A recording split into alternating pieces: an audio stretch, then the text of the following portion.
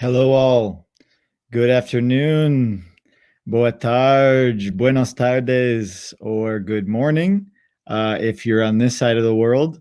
My name is Steve Carlson.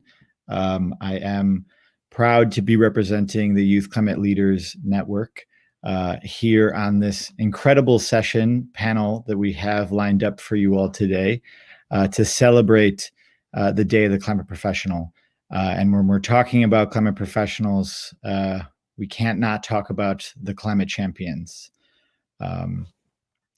If some folks are familiar with the climate champions and their work, they are a part of the UNFCCC, that is the UN division of the Climate Change Conference. And the climate champions are individuals that are representatives and are spokespeople and are really, I'm not even sure if I can even give them the justice of explaining all of the many hats and roles that they do.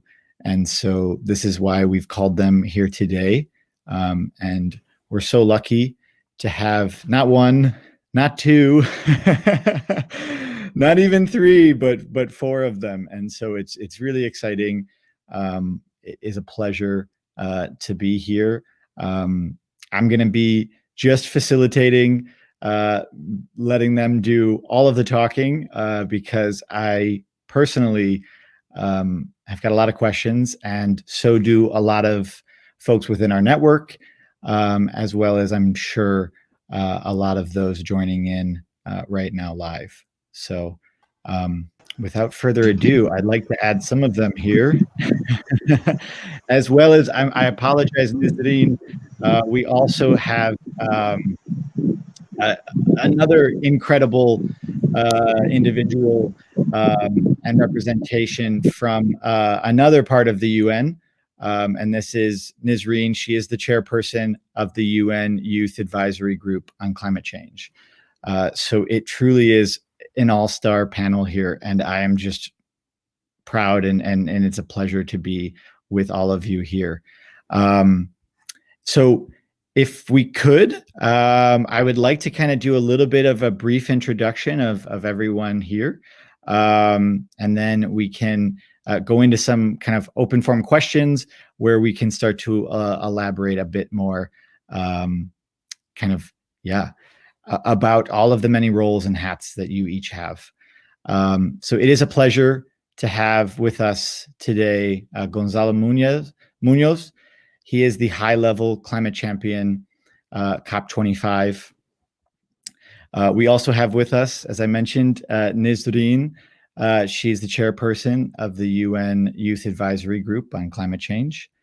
We also have with us here Daniela Lerario. She is the Nature-Based Solutions co-lead and Brazil lead at the COP26 High-Level Climate Action Champions team.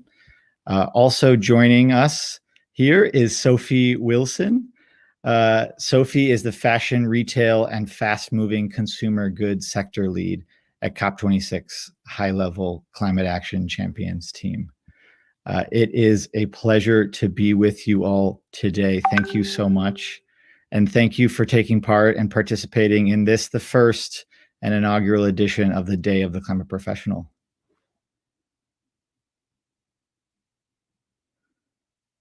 I think we're all on mute. I for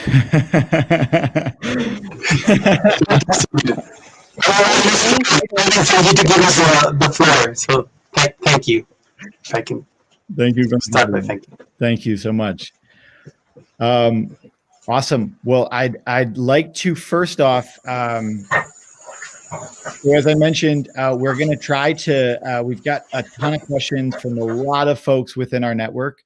So if I could, we've got my host, my partner in crime here, Clara, is helping me facilitating some of the logistics of this stream. So if she could perhaps play one of the videos from Amanda, is that possible?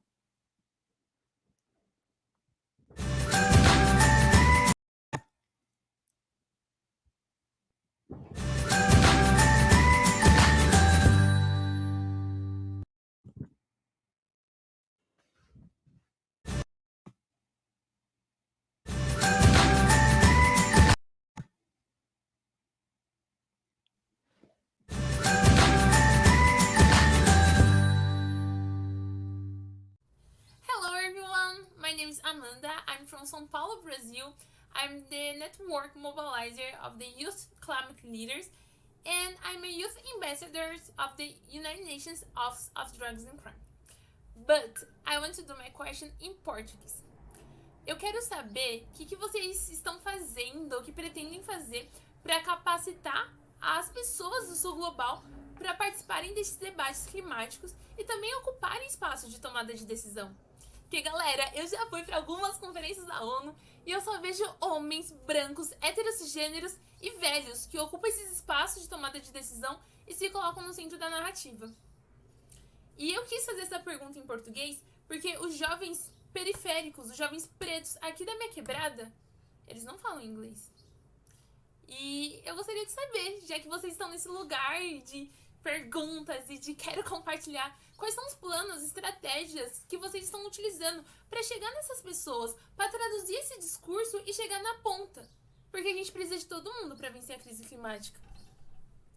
Então, conta pra gente, estou curiosa. Muita gratidão por esse espaço e estou animadíssima para ouvir a resposta de vocês.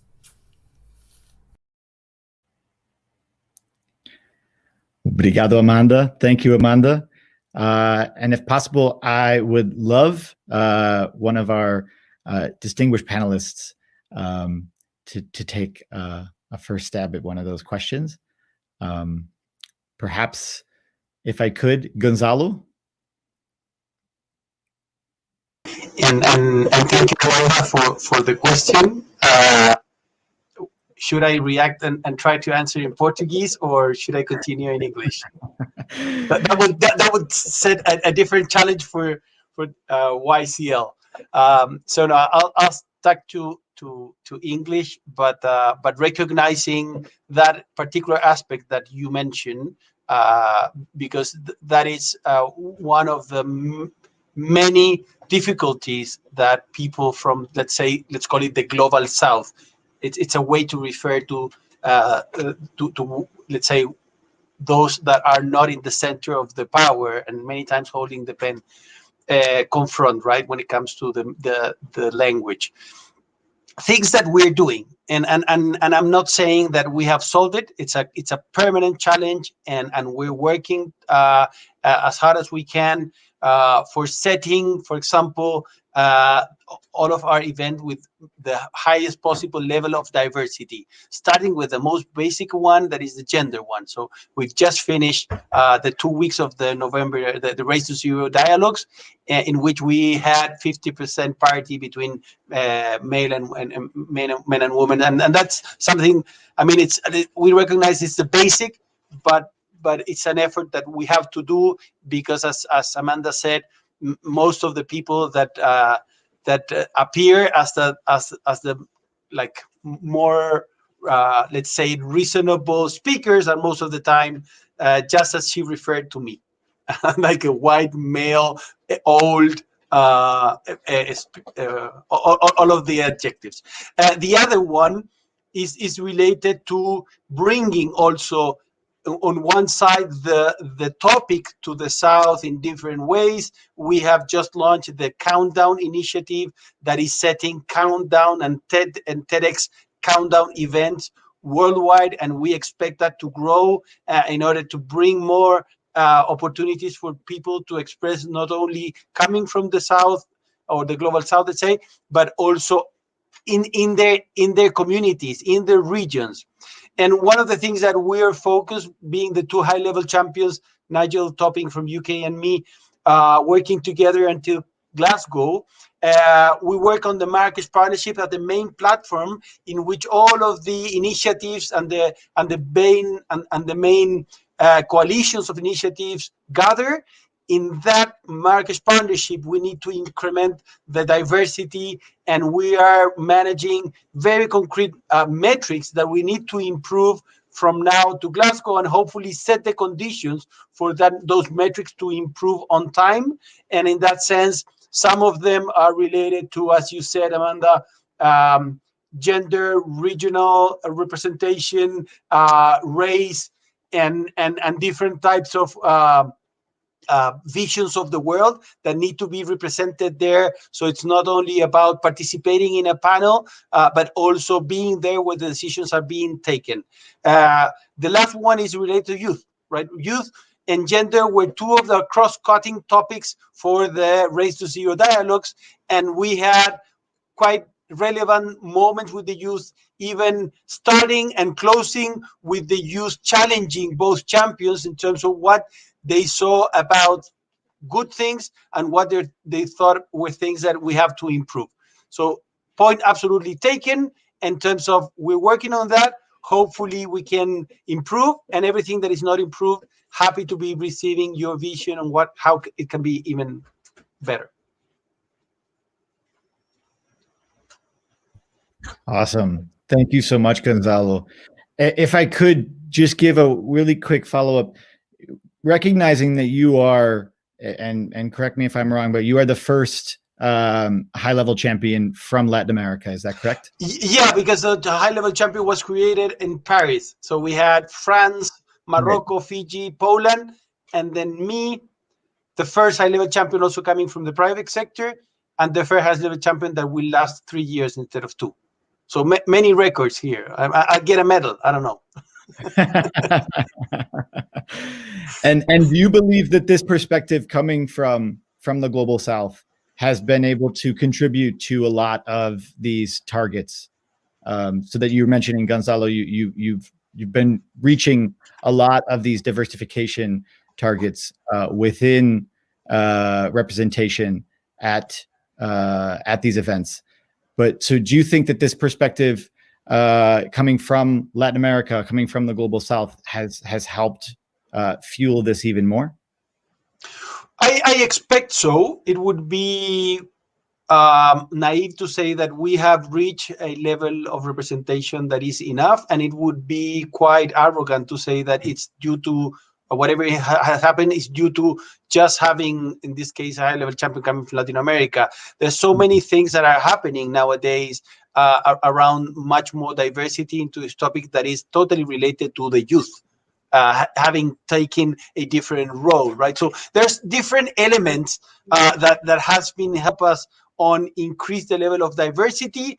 In my case, directly, it's my duty. So the COP rotates in 5 regions. So when it comes to Latin America, I expect that that's the moment for Latin America to move forward and increase that representativeness.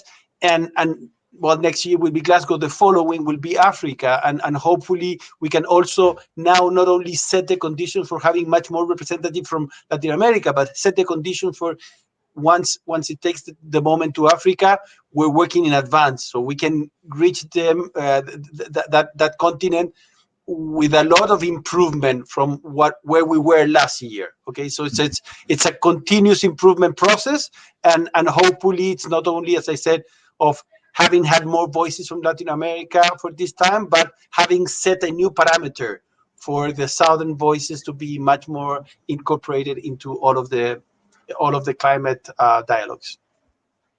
Incredible. Thank you so much, Gonzalo. And if I could, and this will be a segue to one of our other panelists, but you mentioned, Gonzalo, the importance and really kind of the youth. You mentioned kind of the 2 points there where we're talking about representation and diversity within these decision-making spaces, to share that term from my friend Amanda. So with the youth, what do you, as far as you see, are and you believe are the central actions and responsibilities and or roles therein? I know there's a lot of movement right now talking about kind of the youth set the agenda, talking about placing youth on boards across the private sector, for example.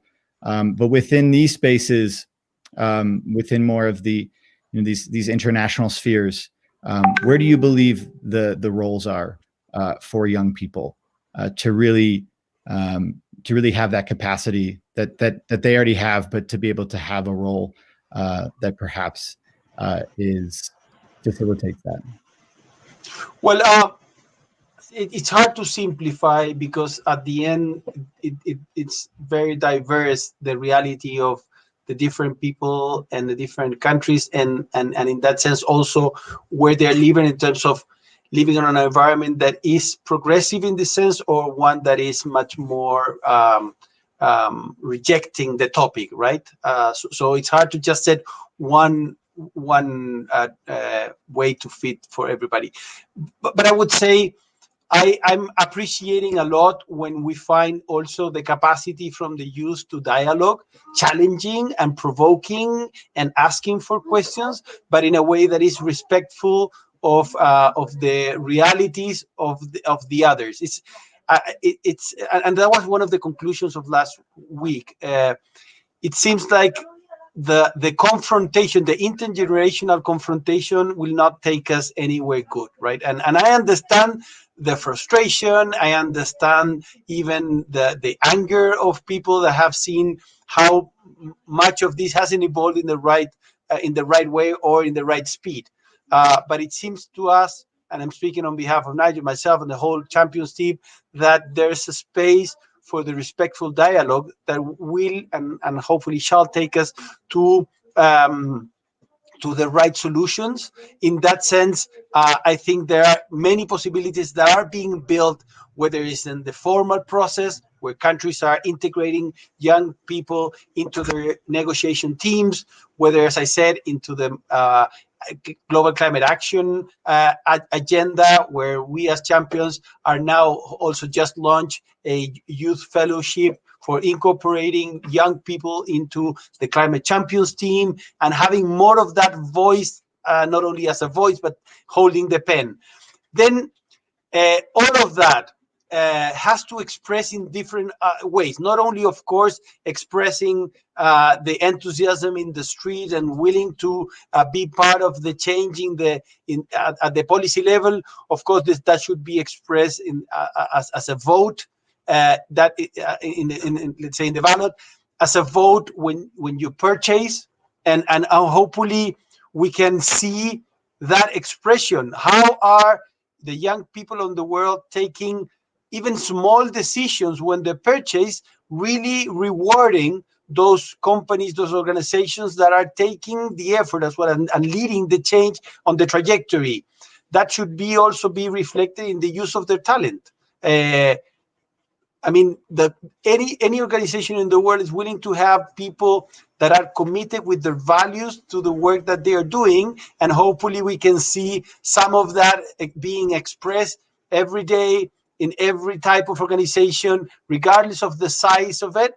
And at the end, it's also related to our relationship. It's about love. We have seen so many leaders of the world changing the way they understand the urgency of the problem due to a conversation they had with their children or their grandchildren. Let's do not diminish the power of our personal relationship, and let's use it in a proper way. While I believe many times love and care has the capability of changing the minds of people much more than hate and violence. Well said. Thank you, Gonzalo. Appreciate that. And now segueing off to one of our other panels, I would love to continue to keep chatting, but I know we have so many other folks that we'd also love to hear from. So if possible, and kind of segueing onto that point of young voices and really recognizing and validating and positioning them in positions where they can be of most capacity. I'd love to invite Nisreen to the screen. I'm not sure what I'm calling this. Hello. How are you, Nisreen? I'm totally fine. Today is a nice day. I'm very happy to be here with you also. And I'm very happy with what Mr. Gonzalo said. But I hope that next year we will have a young climate champion, young female climate champion, actually, because most of the champions were males.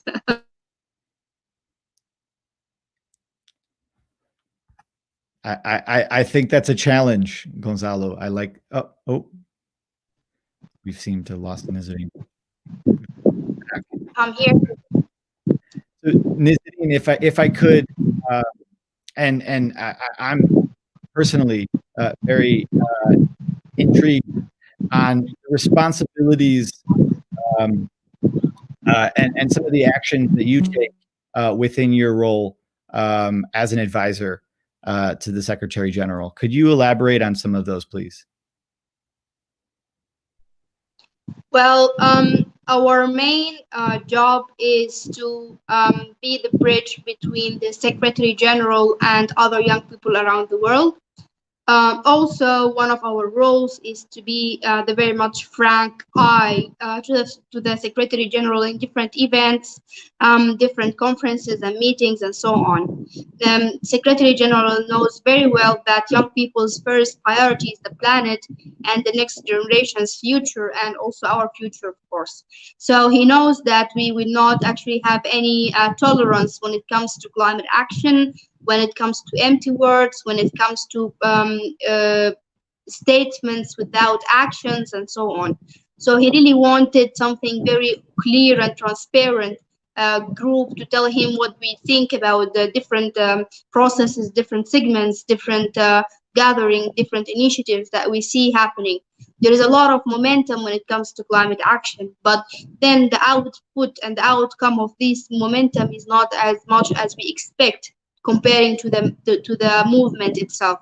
So I think the Secretary General needed somehow a filter to distinguish between the real, genuine, achievable, and also workable initiatives and the political gains initiatives. Also, one of our main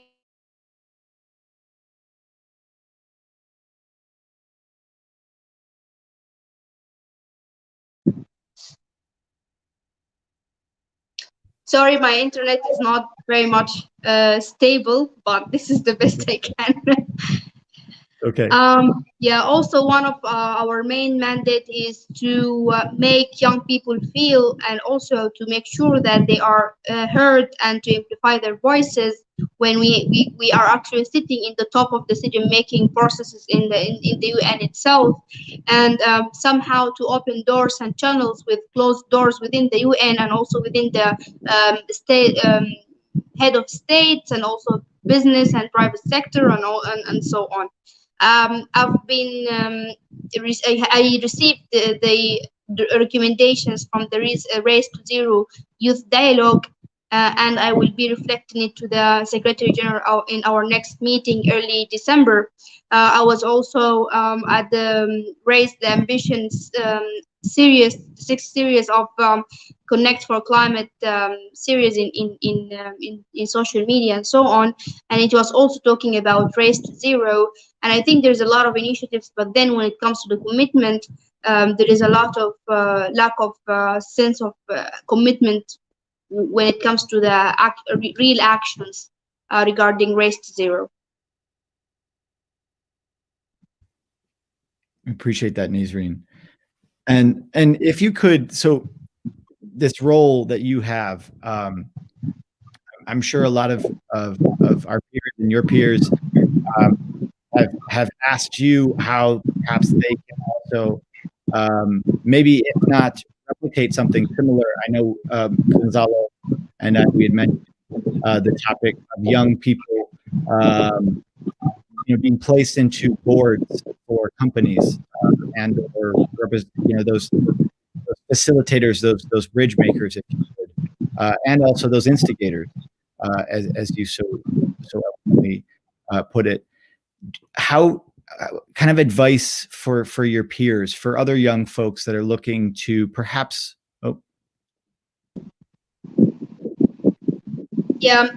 so actually what happened is when I first heard about the board or the advisory group for the climate for the UN Secretary General, I was a bit worried that the advisory group will just be like a tick box, or just something to scratch from the agenda, or the list to do, or to-do list, which is having young person.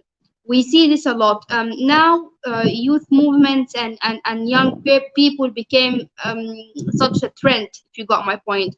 So anyone wants to have young person in there. They want to show diversity. They want to show like they are open and inclusive and so on. But how much they are serious in actually including young person and young people into the process? This is very much doubtable in a lot of places, but I am very happy that the Secretary General is really serious about the Youth Advisory Group.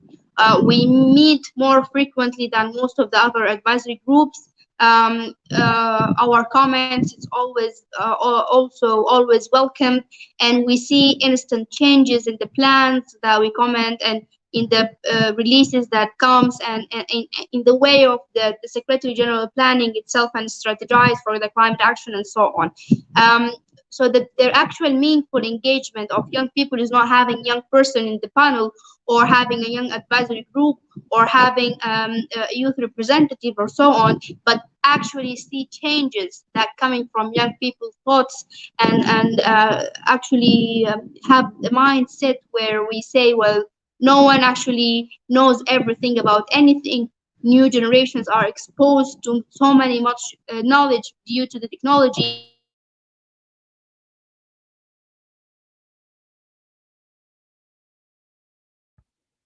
Oh. And they have more access to information and technology than the previous generations. So youth participation and youth engagement is more of a quality, not a quantity thing. Although sometimes quantity leads to a quality, when we have a lot of young people in many places, then somehow they shape things differently. But at this point, we really need a quality engagement. Where we actually make the agenda and reshape the agenda, even if it's set already, and actually do the agenda itself, because reshaping things doesn't mean that what we reshaped is going to actually be implemented. So being integrated in every step until we reach the result we want is the actual youth engagement and the actual meaningful engagement of young people that we actually seek. Well said. Thank you so much. And lastly, if I could, we are talking, we're celebrating climate professionals here today. And we really are excited to, I think, kind of start to understand all of the many different hats and all the many different types of climate professionals, right? And so that we, you know, whether or not we're not so young, or we're very young, right? Or we're older, or we're looking for a career change, or an adult, we're looking for a career change. I think it's this idea of, okay, so there is a path for me, and there is a possibility that I can apply my capacity and I can apply my energy to my job or to my responsibilities that also sustains me. And I think that, and Nisreen, I'm sure you have a lot of perspective on this as well, whereas a lot of youth peers, activists, it is rather difficult to sustain that lifestyle for a long time, considering all of the many socioeconomic, and socioeconomic pressure that we are under as soon as we for a lot of us all the time, and for some of us that are more privileged, perhaps it's delayed. But for you personally speaking, you being a climate professional, you being an example of a climate professional, where do you see yourself as far as your profession, your climate professional trajectory? If you could maybe elaborate a little. Yeah, well, first of all, you are never too young to do anything. I attended my first COP as a negotiator when I was 20. I was in my second year, almost third year of the university. Well, yeah. So there's never a restrictions on age when it comes to build a career. I've seen a lot of stories on Facebook and other social medias of very little kids, and they are very much businessmen and women. I see a lot of new trend of kids doing their own business when it comes to food making and ice cream and dessert and so on. So there's actually no age restrictions. The main restriction is about passion, actually, if I may say. Well, my background is physics. I did physics at the bachelor degree, and a lot of people actually ask me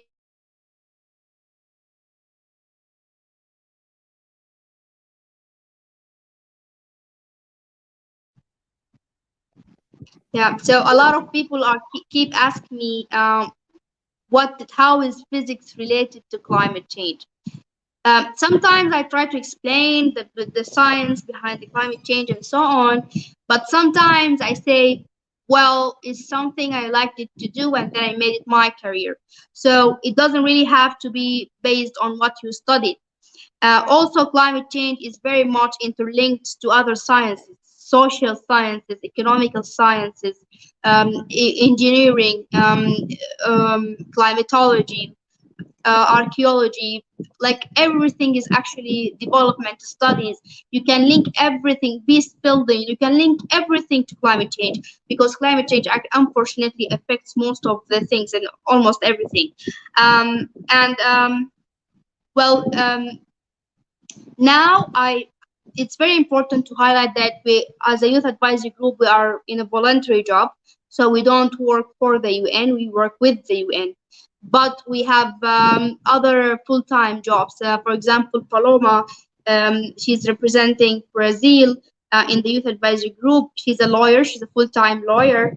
For example, we have Sophia, she's a student, and also Nathan is a student, but also he's the coordinator for Youth for Nature Europe. So we have an Archana is a researcher, she's a full-time researcher, and so on. Me here, I'm the chair of Sudan Youth Organization on Climate Change, which is a national platform for climate change. So there's a lot of jobs actually and career for many people coming from different backgrounds. Where I see myself is if we had if we put it as a pyramid, I'm still in the very wide base of the pyramid. But I like to stay there because wider you will reach more people.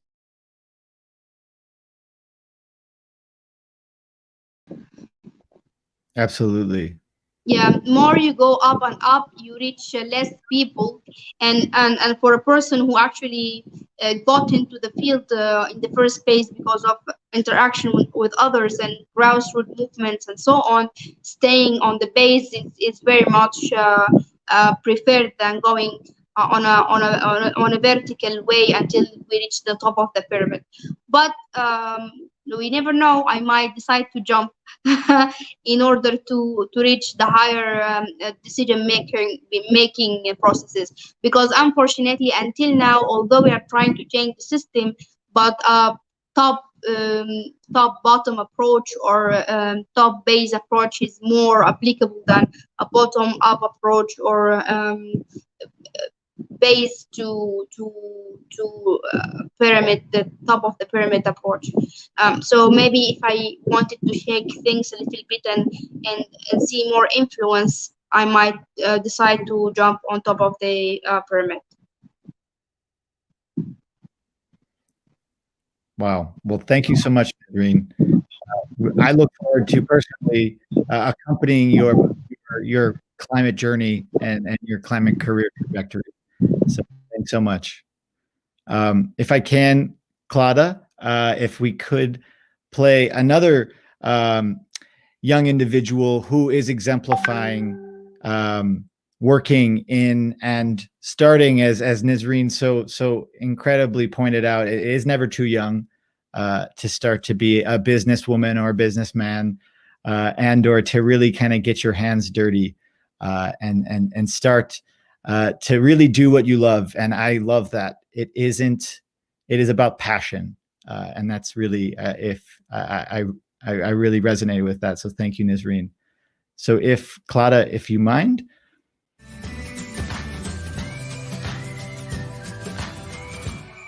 I am Manoj Kumar. By profession, I am an electrical engineer. And after working for 3 years in different corporations, I was getting in a constant inner calling, to switch my career to the social sector. So my question, especially the Asian countries, population, overpopulation, and often the government is facing the problem to provide employment to millions of people. How in this post-COVID-19 world, the organizations can take steps, can drive the change to integrate the nature and the business as well as to provide the employment to the millions of youths. How do you see the future in this post COVID-19 world? Thank you. Thank you, Manoj. And I'd like to invite another climate champion here, which I believe, Jorge, are you on? Hello. Yes, I'm here. Good afternoon. Thanks for joining us. So Jorge, and I didn't introduce you to the folks tuning in, but Jorge is as well on the high-level climate champions team for COP26. He's a senior advisor for resilience and finance. And I think, Jorge, if I could, what Manoj had kind of introduced the question, which is what's going on right now. As you know, we're doing a virtual event. It's been one of thousands now recently, right? And really starting to understand kind of what these words mean when we're talking about resilience and finance. And particularly, I think a lot of us, as we talked about with Nisreen, in good financial times or bad, young folks particularly have to worry about these issues quite often, especially when talking about employment and job opportunities and financial security. So Jorge, if you could maybe touch a little bit on kind of some of the perspectives that you're seeing and some of the work that you're doing with the high-level climate champions when we're talking about these very intersectional but also very large topics. Thanks, Stephen. Thanks for the question. So to start with, resilience is the ability, just to be everyone on the same page. So resilience is the ability of individuals, communities, and organizations to prepare, navigate, and then recover from shocks, such as hurricanes and stresses, such as sea level rise. That's a definition that I think applies very well to human beings. We are resilient as humankind. We've been resilient for centuries. The fact that the climate is so dynamic and it's changing so fast now is putting a lot of pressure on that capacity to be resilient. And I think that it's key to put a face to that, as opposed to talking of resilience as governments or organizations. Every one of us is resilient, and should be listening to each other to learn from how, even at the individual level, we are overcoming shocks and stresses posed by climate change. And in this case, as part of the question posed by public health issues such as the pandemic. So what to say on that? When we think of resilience as a three-step approach of preparing, navigating, and recovering means that we should be looking in ways in which we can be more resilient for the next round of shocks and stresses.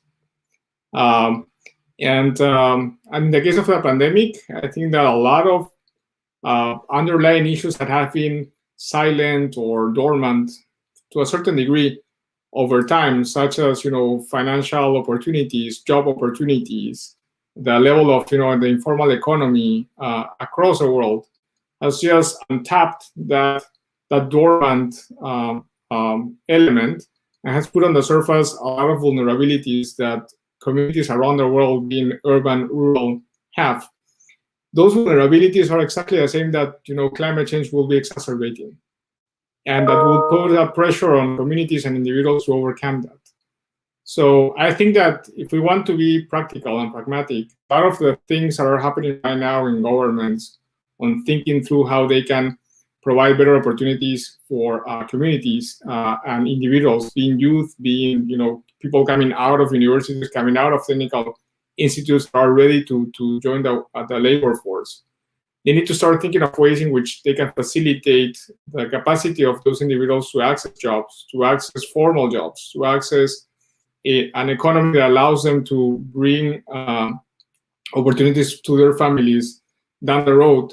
Not only because that's a backbone for future shocks from public health, but because it's going to be a backbone for future shocks from climate change. So I think it's equated.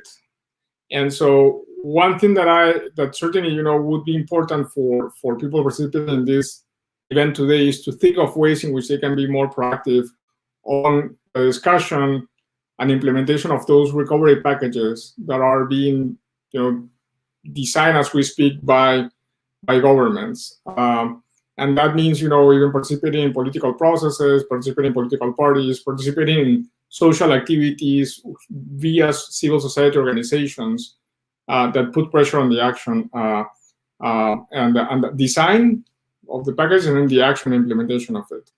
A couple of reflections on what I do for what I've been supporting the champions on is the champions are planning on launching a race for resilience that will be looking into mobilizing action across the world over the next 10 years to make 4 billion people, billion with a B, more climate resilient.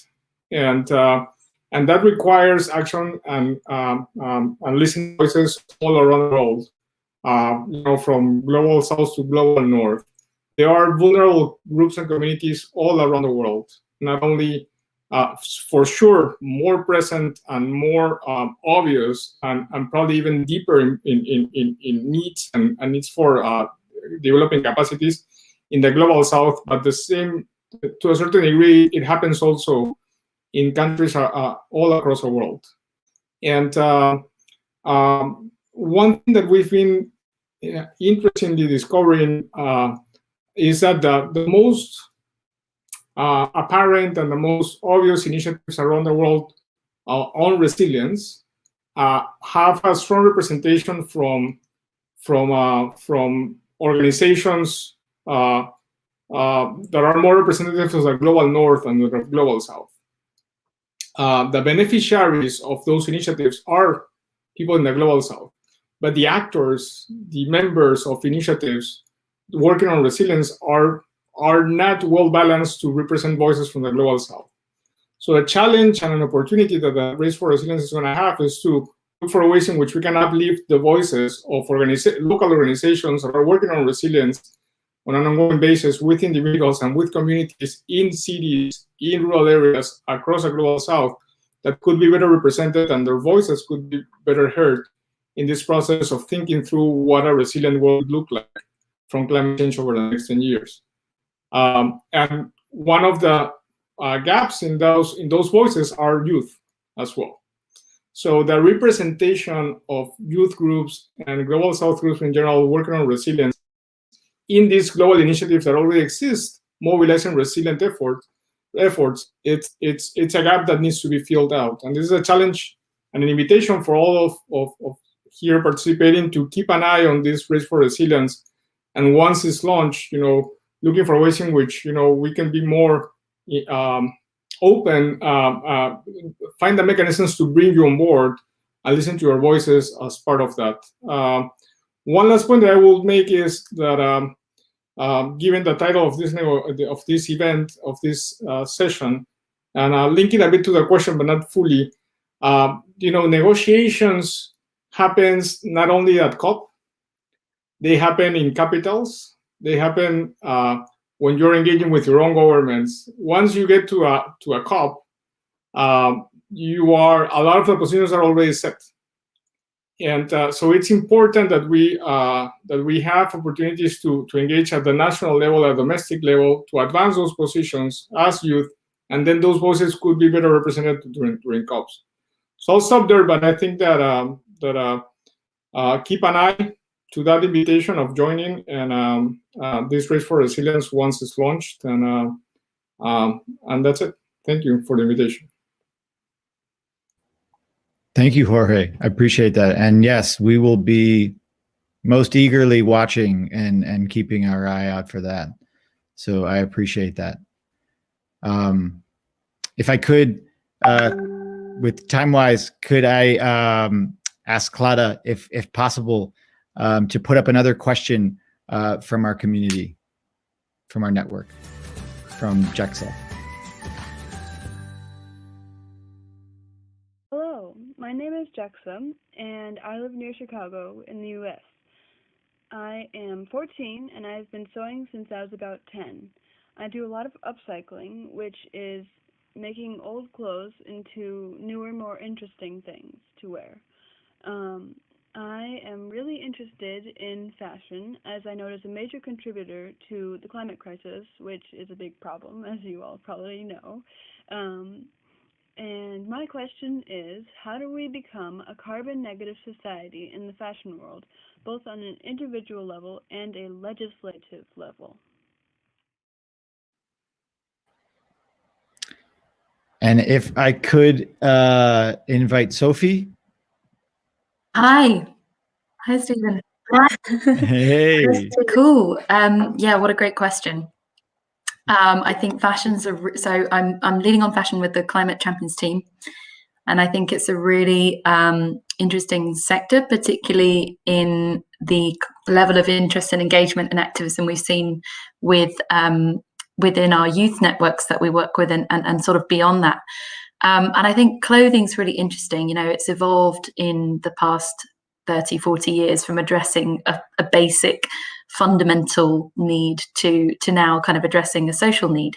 And we need to kind of train ourselves to moderate that kind of social imperative that it now addresses. So I think there's a huge role that consumers can play.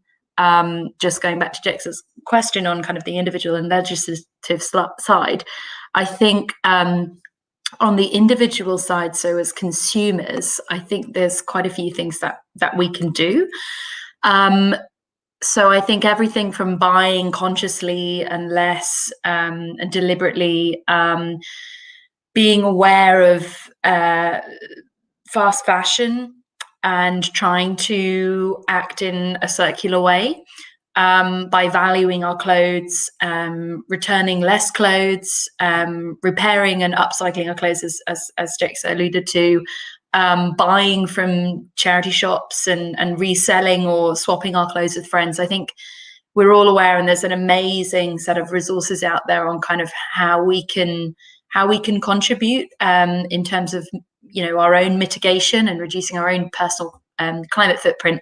And as I think Gonzalo alluded to earlier, there's a great new platform that we've been developing kind of within the work streams connected to COP26 on individual climate pledges and sort of citizen activation. And so it's called Counter Sin. And basically it's a way for us to try and track our own carbon emissions and consumption through a kind of fun, easy to use pledge platform. And the idea being that, you know, we'll roll this up into an aggregate mitigation figure to kind of present, you know, to COP26 and hopefully keep the campaign rolling for, you know, all the way up until 2030. So that's a great platform that I think anybody can take action, you know, right now today to sort of make climate emissions reduction pledges just on a personal level, with really simple changes to kind of lifestyle around kind of how you wear your clothes and how you repair and reuse them, and sort of on other aspects as well, like diet and transport and so on. So that's something really tangible, I'd say. And there's some fantastic resources out there as well that go into more detail on those kind of things I mentioned earlier that we could maybe share even after this conversation. And I think that's probably to the point as well. On an individual level, what we can do is really just to read some of those reports, understand what's going on behind the label, understand what to look out for, and greenwashing, and just be a bit more clued into the brands that kind of are really taking action to become carbon regenerative as well as carbon neutral. So I think that's kind of on the individual side, and then I think on the legislative and the corporate side, and kind of what's going on to make sure that we are meeting that net zero future target. So I think as part of the Climate Champions team, one of the things we're working on is to try and bring the various actors and the kind of movers and shakers of the fashion industry together to really think about, what needs to get done by when, thinking back from that moment in time where we know that we have to be carbon neutral as an industry, at least, based on what science has told us. So what we're trying to do as part of the campaign is to work with the likes of UNFCCC Fashion Charter and Fashion Pact and a host of other NGOs and policymakers, as well as those kind of operating within the value chain at a commercial level, so the farmers, producers, the brands, the retailers, to really come together and decide, what will those milestones be in 5 years and in 10 years and in 20 years, where do we need to be by the next 5 years in order to meet that trajectory? And then we need to take that to policymakers more kind of systematically in producer markets, for instance, where we know that a lot of this transition will rest on a wholesale pivot towards renewable energy. And we need to be very clear about kind of what those policy asks are and how we work with those countries that we know kind of produce the most, and where that transition in terms of energy efficiency and renewable energy is so key to the overall kind of decarbonization story on fashion. So that's very much something we're conscious of and working on in our campaign on fashion. But I think there's also a huge piece and for consumer activism and just everyday individual actions that we can all take, that I think forms part of the story as well, and a really important part of it, given how consumer-facing fashion is as an industry. Yeah, absolutely, Sophie. I think it's been said many a times, outside of food, really there's nothing else that touches us so closely as our clothes and fashion. So yeah, it incredible. Thank you. And considering our timing, I would like to invite, if I can, sorry, we're still learning how to use this platform. If I can get everybody on the screen again, I would love to kind of open it, if we would, to one of the questions, and I think the points that Sophie just mentioned, which is count us in. We know the Climate Champions are also promoting and moving forward very quickly with the Race to Zero as well. So these collective, some of them are more of the individual actions, but then also the collective action platforms as well. And beyond this, we have now mentioned a few perhaps opportunities, if not sooner rather than later, with the audience being able to kind of have some perhaps possibilities where we can start to engage with the Climate Champions team. So if I could perhaps ask any of you to maybe elaborate on some of those, perhaps those opportunities for some of our audience. Dani, can you take it? Happy. So, hello everyone. Olá a todos. So I'm a Brazilian and happy to be here. Not too young, but still young at heart.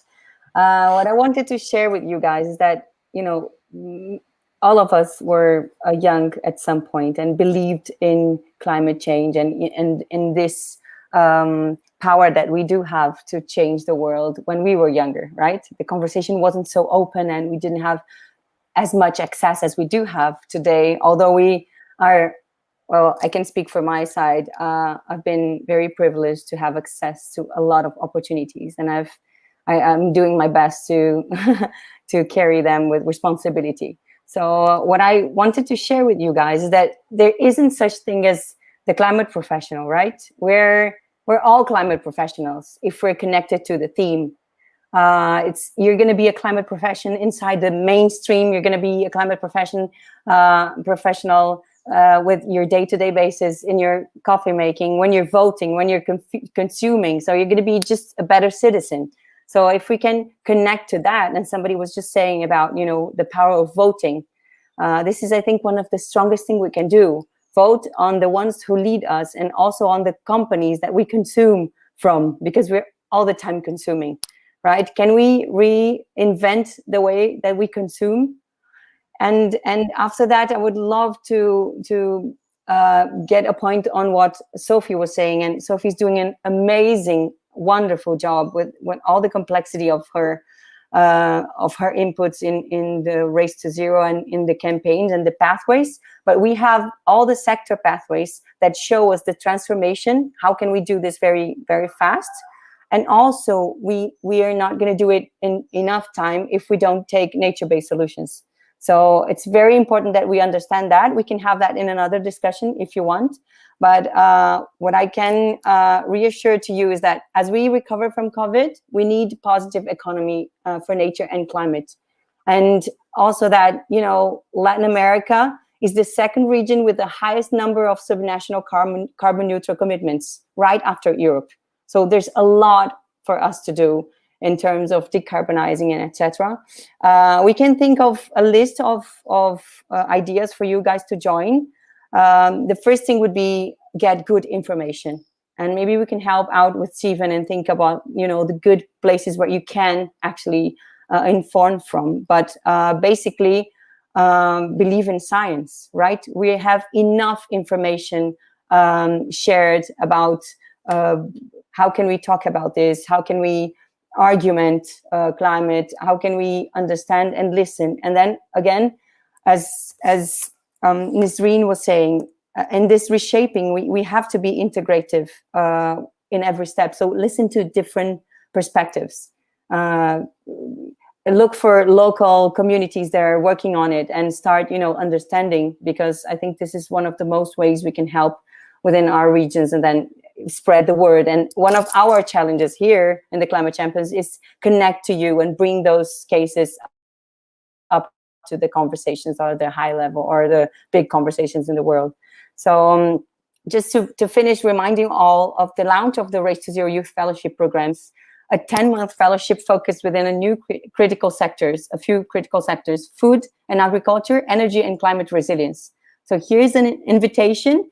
We're looking for early career professionals under 30 with a record of engagement or expertise in one or two of the sectors hosting the fellowship, and ideally a history of climate sustainability advocacy, familiarity with coalition-based and multi-stakeholder organizing.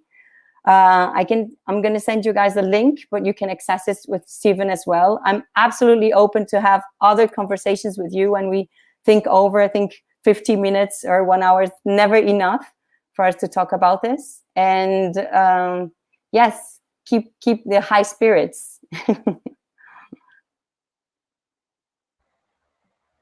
Thank you so much, Daniela. Thank you. And I, again, thank you to Sophie, thank you to Jorge, and thank you to Gonzalo and Nisreen, all of you for participating and sharing perspectives and just so much wealth here. As Danny mentioned, yeah, not nearly enough time. And Danny, I think we need to get you back as well, just to talk about Brazil and just focus in and go deep dive, right? And because we had a list of so to not overwhelm everybody else. But I want to thank you all. Thank you so much. Really do appreciate it. It was a pleasure to meet you. Yeah, look forward to so many more updates and yeah, just being able to share all of the many incredible things that you all are doing. So thank you so much. Thank you for being climate professionals. Thank you. Thank you Thank you, Steven. for making this possible. Thank Bye. Yeah. Thank you all. Take care. you.